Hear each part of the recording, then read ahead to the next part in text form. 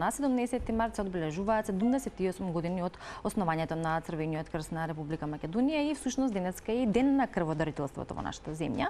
Го видовме и прилогот, односно вклучувањето на КТП.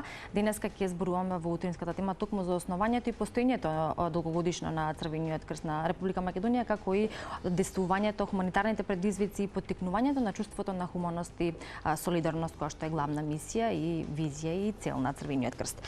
Денеска во студиото на оваа тема зборувам со професор доктор Ромел Велев, кој што е председател на Црвениот крст на Република Македонија. Добро утро, професоре, добро дојдовте. Добро утро, Ивана, добро утро и на вашите гледачи. Секако големо задоволство што денеска сум кај вас во гости и ќе можеме накратко барем да ги информираме вашите гледачи за она што ние денеска на денешниот наш роден ден, 78 го планираме во текот на денешниот ден. Кога збориме 17 март, може е добро да ги подсетиме гледачите за тоа како е основан или кога е основан Црвениот крст. Значи, иницијативата почна уште во далечната 1944 со иницијативата на второто заседание на АСНОМ за формирање на Црвениот крст. Формирањето е на 17 март 1945 година, така да денеска ние на некој начин го одбележуваме тој ден.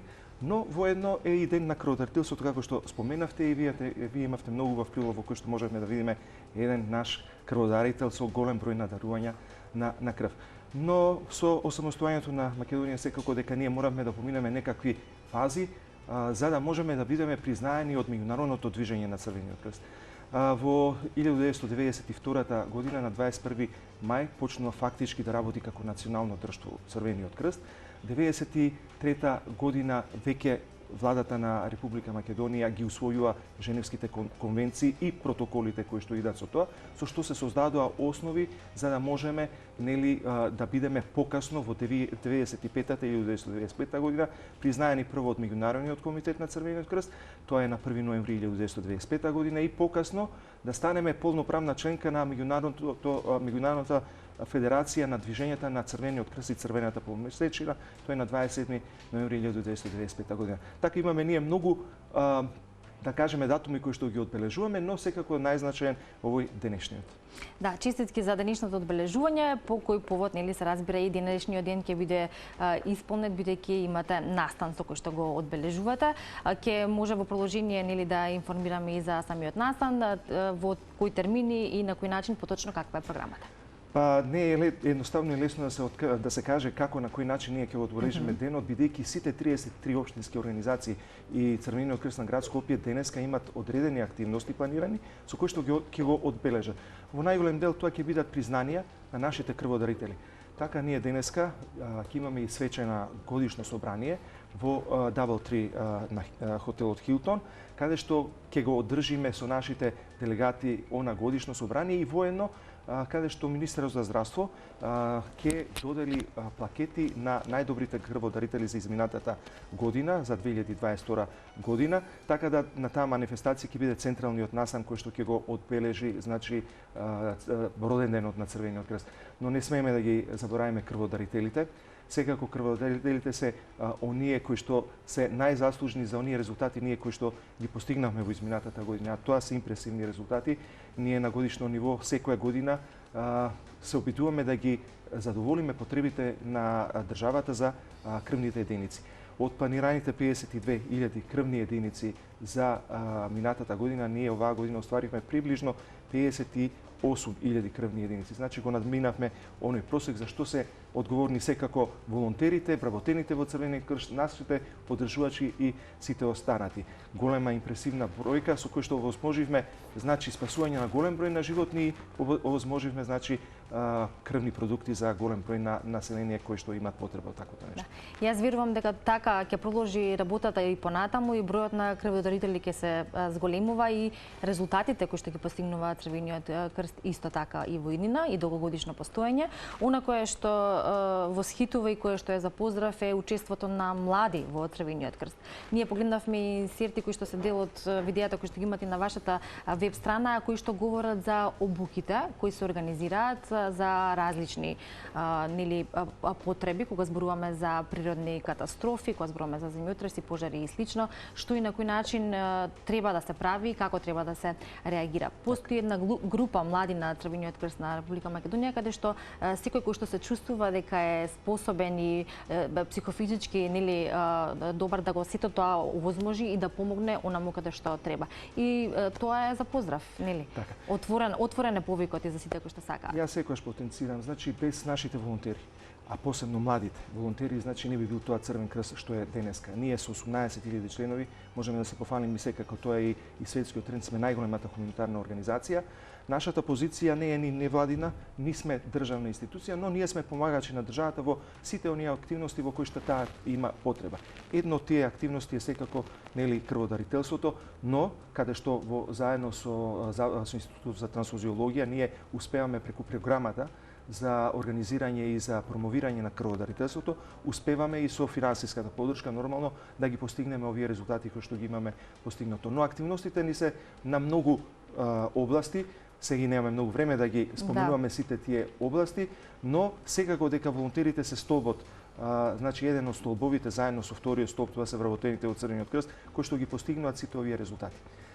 Едино би сакал, повторно да нагласам дека ние сепак сме се уште како луѓе во нашата држава доста хумани.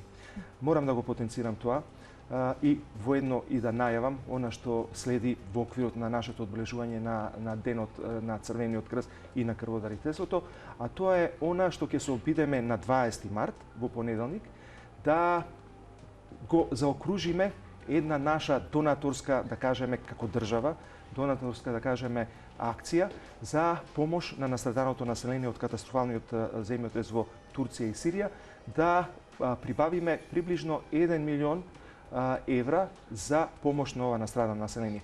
Сега сме на бројката од 59 милиони, нешто испод милион, со помош на владата на државата, со премиерот. Ние ќе се обидеме во понеделник на централната манифестација донаторска конференција во Holiday Inn да ја направиме и таа наша активност и преку Црвениот крст да овозможиме, значи, финансиска поддршка на црвената полумесечина на Турција и на Сирија во справување со катастрофата која што им се случи во нивните земји. Така е. Неопходна помош за настраданите таму, но и она што е всушност дел од мисијата на Црвениот крст.